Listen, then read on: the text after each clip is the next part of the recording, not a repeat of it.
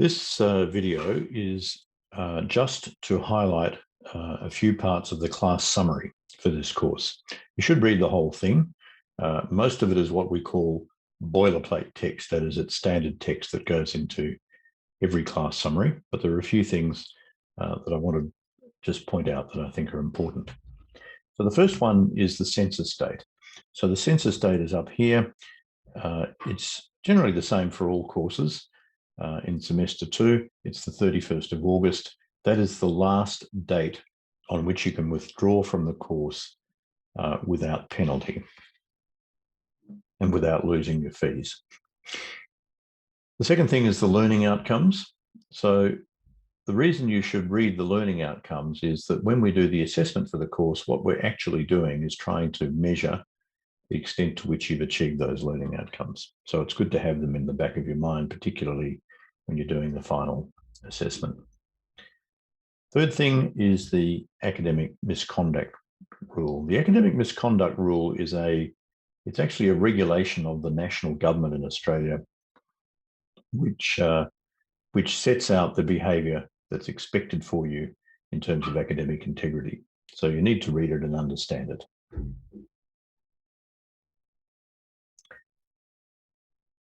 Next, we have required resources for the course. There's nothing much here. There's no textbook.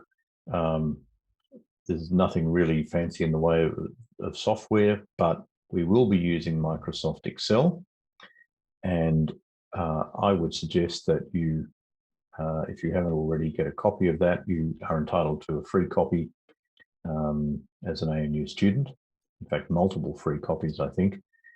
So if you haven't set it up and be prepared to use it. You could probably get away with a different spreadsheet software, but really, I think you should use Excel. It's what you'll almost certainly encounter in the workforce, or if you're doing an internship, so you may as well get used to it. There's a class schedule here. I'm not going to go through all of this, but I just want to point out a couple of things. So the first thing is that we have tutorials in this course. They're going to be online tutorials. And at the moment, we have 3 time slots that are all on Tuesdays.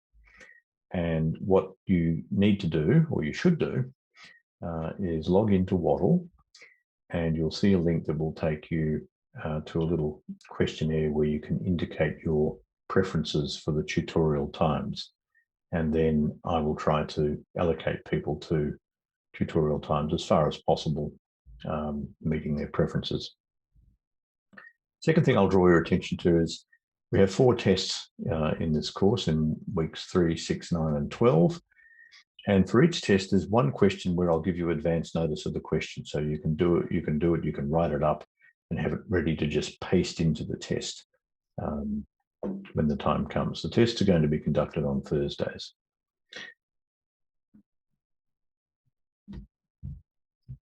I'll talk at another time in detail about the assessment, but as I said, there are 4 tests, and then there is a final assessment, which we call a critically appraised topic.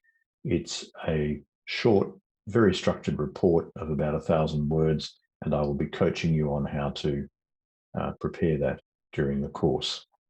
So it's nothing too onerous.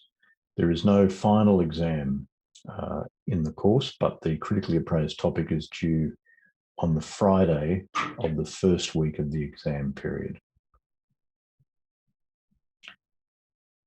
And that, I think, there's a little bit more about academic integrity. You should read that. All the assessments are individual, so you work on them by yourself. You don't work with other people. You don't get help from other people. If you get caught doing that, then that becomes a big headache for you, and it's also a big headache for me, so let's just not do it. A bunch of other stuff here. I just want to draw your attention to 2 links. So one is about the various health, safety and wellbeing services available for ANU students, and this includes students that are currently overseas. You should be able to access many of these.